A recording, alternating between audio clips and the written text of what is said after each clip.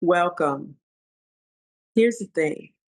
I want us to stop calling ourselves lazy.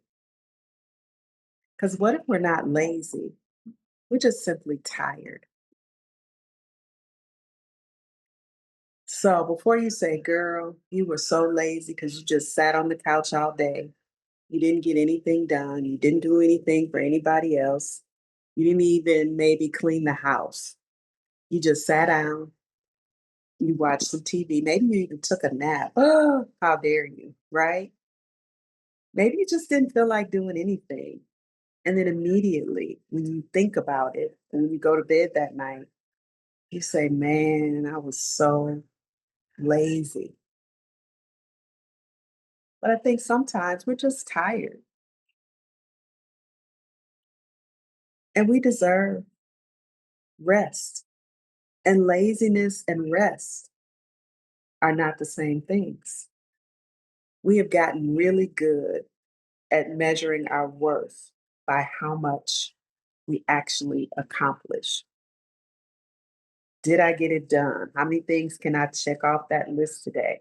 I've gotten good at, yes, making my list of things that I want to complete, but then I've got good at crossing the things off that I completed and I didn't complete the whole list, and then just transferring that to the next day, right? It's something to be checked off, perhaps for the next day or even the next day after that. We often feel guilty and we call ourselves lazy if we didn't take care of anybody else besides ourselves. And then we feel guilty a lot. I may have said that twice because I meant it twice. But rest is not the opposite of productivity. Rest is a part of us being human. We don't have to be completely exhausted before we're allowed to rest. There's this whole thing about us being superwomen, right? Putting on the cape. And that's a particular part of pressure that many Black women understand. There's a lot of research about the Black woman being the superwoman, and it describes the expectations for Black women to be strong, to be self reliant, to be emotionally controlled, to be successful despite all the barriers, right? And willing to help others even at the expense of ourselves. Those expectations are associated with burnout, they're associated with stress, with restlessness and not getting enough sleep, and other health consequences.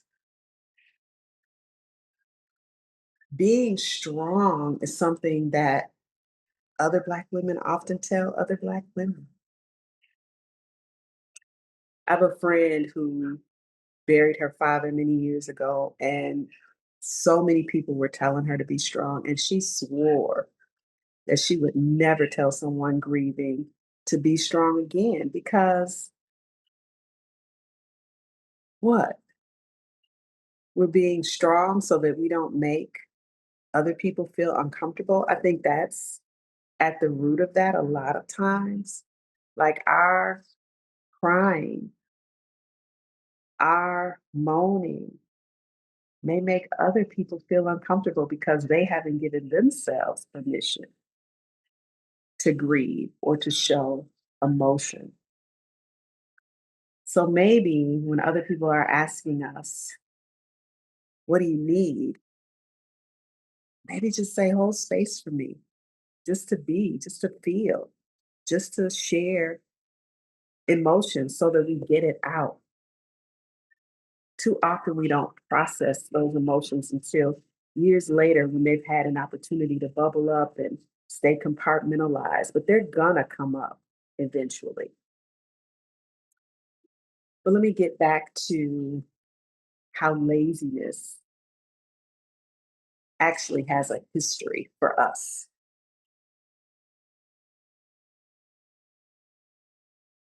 If you're still here, Please subscribe to the channel, like it, share it with others who may need to hear this message, and also sign up for notifications. I want us to know that laziness, that word does not exist in a vacuum. That stereotype of Black people being lazy and shiftless has really deep roots in American racism and in that history. That stereotype has been used to portray Black people as lacking worth ethics, right? And to justify systems of exploitation and systems of control. And we can connect that to today. So when a Black woman says, I need a break, sometimes she's just fighting against her own guilt. Sometimes she's pushing against generations of messages about what Black people are supposed to look like when it comes to work.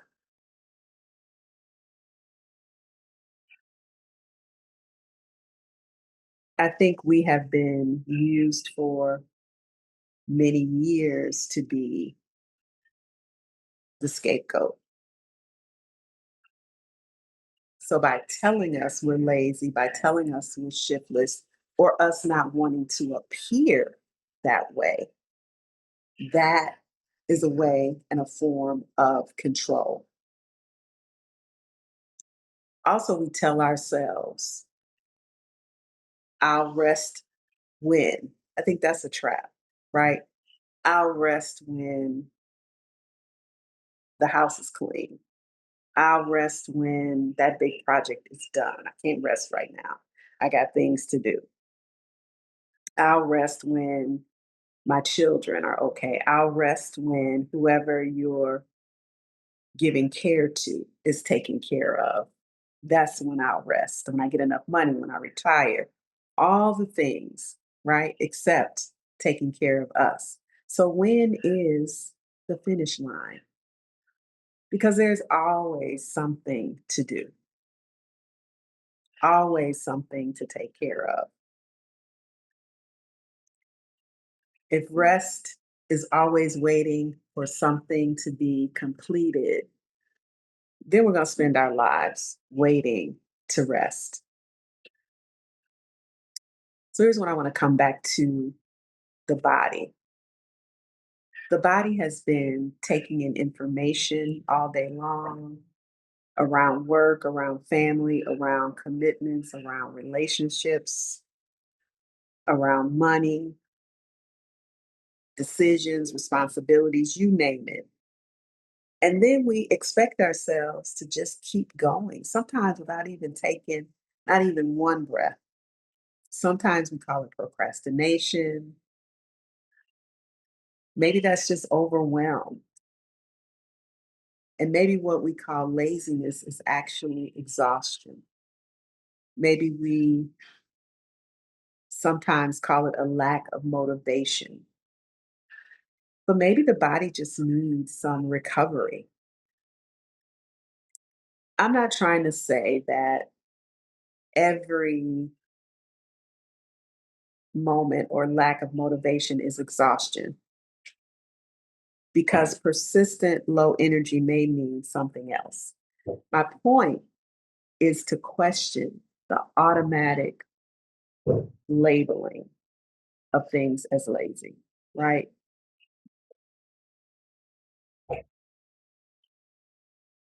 Sometimes we really are avoiding something. Sometimes we might be afraid. Maybe sometimes it's just not time yet. Sometimes the procrastination, maybe because we need something more, or that all systems aren't saying it's a go just yet. Lately, I've had a saying: if it don't flow, it don't go. If it don't flow, It's not time for it to go. And I think sometimes when I am not taking care of something, more times than not, there's a reason behind that that I'm not necessarily seeing yet. I'm not necessarily finding the right motivation or the right road to go back. Sometimes it's just maybe I don't want to do the thing. And I have to dig deeper to find out why I don't want to do that. And 9 times out of 10, as I've said, I'll find out later that I wasn't supposed to be expending energy toward that just yet. It's about trust. So instead of calling ourselves lazy when we feel unproductive or we feel like we've been procrastinating, maybe ask what's really going on here. Am I just tired? Do I need a break? Has this thing overwhelmed me? Emotions have a way of overwhelming us that I didn't learn until recently. Sometimes we're just overwhelmed by the process of caregiving or even watching a loved one age. That can be extremely tiring.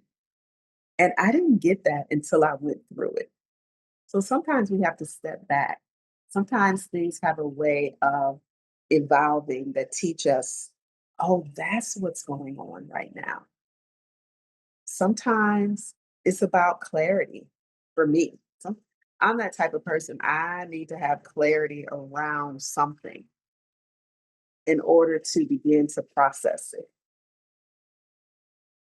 Sometimes it's just better the next day because I've had time to rest, right? Maybe I need to be connected in a different way. I also want to note that rest can feel uncomfortable when we've been living in some sort of survival mode. And I talked about this in a previous video. And here's what nobody really tells you about coming out of survival mode is that rest can really feel uncomfortable. There was a time when I was grieving a lot of deaths in life. I was grieving the loss of a job. I was grieving a lot. And I really hope y'all can hear that the man just decided to mow the lawn right outside my window. So hopefully you're hearing my voice over that and you can ignore it because these videos are just going real life. This is how it happened, and we just got to move forward. But rest can sometimes feel uncomfortable, particularly when you finally sit down and your brain starts talking to you. I was sharing a lot of grief that happened, and I would lay down and I would say, okay, I need to hear from spirit in this moment. What am I supposed to be doing? And honestly, y'all, here's what I heard: rest, child. I was like, for real? I'm supposed to be resting, but aren't there like 9, 11 things that I need to be doing? No, rest, child.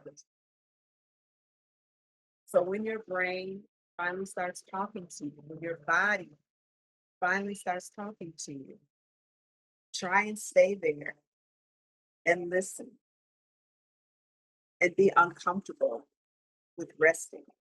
Like just allow that to be part of the process. Even when you think and when your mind is da da da da da talking to you, I could be more productive. I could be doing X, Y, and Z. I should have got this done. But sometimes we just give up and say, I knew I didn't know how to relax. But it's a process, particularly if you've been living in survival mode. Maybe you're learning in that process how to relax. Know that rest is not for the sleep, right? There are different types of rest that your body needs. Sometimes, yes, it's that physical rest, and it is sleep. Sleep or just lying down, right? Or maybe practicing restorative yoga. Maybe your mind, maybe you need a mental rest where you're not solving everybody else's problems or even solving problems for yourself. Maybe you need a break from that. Maybe you need sensory rest. You need to step away from emails, computer, from texting. Maybe it's a spiritual rest that you need. Maybe you need prayer, meditation, or silence. Every time I think that minute, don't stop. Going is long. It keeps going. Sorry, y'all. Maybe you need some relational rest. Being around people where you can just be, where no performance is required. And sometimes I think we are always on and we're always performing. What if you think about the double standards at work? I recently read, but I think it was an older article, but I think in doing some type of research, I recently read an article from Fast Company, and they were talking about lazy girl job. I think this was coming off of that quietly quitting, which was going around for a long time. And I think the conversation about it was coming from a lot of TikTokers um, who didn't look like me. And the conversation in the article was reflecting on a privilege that many Black women just don't have or may not experience in the same way. And it describes how boundaries and opting out of hustle culture carries greater professional consequences for Black women. The author was, I remember correctly, was specifically talking about um, when Black women are often expected to carry more of the responsibilities at work to solve the problems. It talked about how they're expected to respond to work crisis and then are not given the resources that they need to come through that. That speaks to what's happening and has happened to so many Black women who were in DEI, right? They were expected to, solve these problems that the companies weren't really behind. And now I think more than 400,000 Black women who held DEI positions have been laid off recently.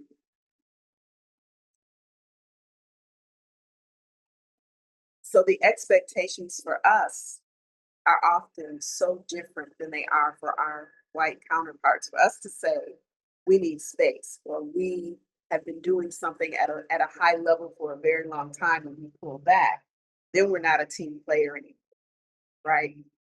Then our commitment is suddenly questioned. So the same boundary that looks healthy for one person can be a label of being lazy for another person. What if rest is a part of your next level? We've been talking about healing a lot. We've talked about regulating the nervous system. We've talked about coming home to ourselves. But what if rest is part of that process? We are constantly depleted. We don't have space or the energy for visualizing, for imagining, for creating, for tapping into our intuition. We don't have space to really even consider what it is that we really want. But I want us to begin to tap into rest so that we can tap into whatever our next chapter looks like, our next greatest idea looks like. Sometimes the next greatest idea is not found by working harder. It's waiting for us to be quiet enough to hear what that next great idea is, what that next step really is. So I want us to think about how we talk to ourselves and maybe begin to make some slight shifts. Not, oh, girl, you're just being lazy right now. Maybe instead of lazy, try, I'm tired. I know I need to take a break. Maybe I'm overwhelmed, or maybe just say, I don't want to do this and be really honest and not even try to dissect why you don't want to do it. Maybe knowing you don't want to do it is enough. Maybe sometimes saying it just isn't that big of a priority for me right now. Maybe it's about figuring out what's beneath the resistance. That's a completely different way to talk to ourselves. Maybe a completely different way to relate to ourselves. I really don't believe that God created us to spend our entire lives proving how worthy we are by how much that we can carry. I think the burden should be light. There's something that I think is really sacred about being still, about stopping. I think there's more to that Sabbath, right? Taking that break. There's something sacred about being still long enough to hear from God. I think that's so important. Sometimes we don't need another strategy, or sometimes that strategy is easier than what we think it is, and that's being still. And I know being still is not easy for everybody. I do really get that. So let's just take a moment to breathe here. You can relax your eyes or close them. Take a deep breath in, let it go in whatever way feels good. And maybe say, I'm not lazy. Maybe I'm just depleted. And be okay with that. Maybe ask yourself, what have I been carrying that I can release myself from today? Maybe ask, what would rest look like today, right here, right now? So the next time you say, or you catch yourself saying, because I want you to pivot and say something else, but maybe the next time you catch yourself saying, I'm lazy, pause. Try not to shame yourself. Maybe just ask yourself, what do I need in this moment? Maybe get curious. Maybe ask, what is my body trying to tell me? Notice where you feel sensation the most. Be honest. Am I trying to avoid something? Maybe you just need some accountability process or a person.